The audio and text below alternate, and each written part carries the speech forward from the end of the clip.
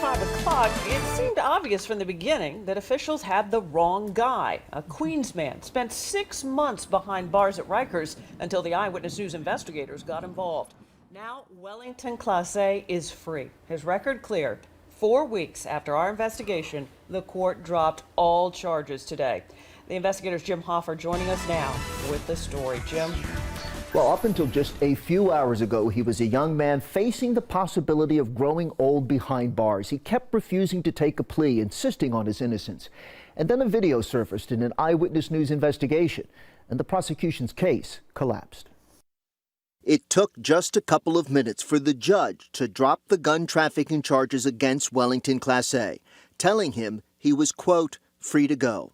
So for the first time in nearly a year, Class A walked out of court without the fear of 15 years behind bars hanging over him. I just feel relief, and I'm grateful that I don't got to deal with this no more. I don't have this hanging over my head, and I can continue and get on with my life. 800? Yeah.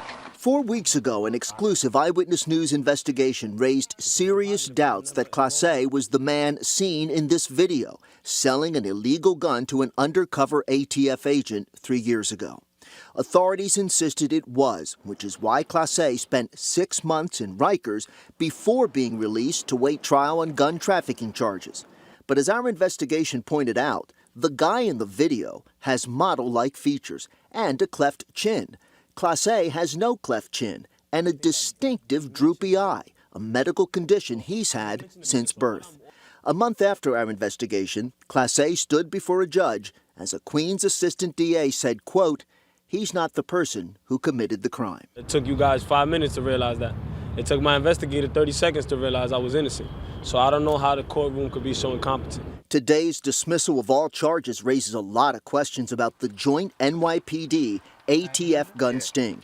The most obvious, who is this guy seen in the video selling an illegal gun? Presumably he's still out there selling guns. Who knows where those guns are or who's getting hurt by those guns right now? For Class A, his months in Rikers, pressure to take a plea, and fear of a long prison sentence are behind him, finally. This is one of the happiest moments of my life. It's bittersweet, but I'm done with it. An ATF spokesman says they respect the DA's decision to dismiss the charges and that they are, quote, actively reviewing the investigation.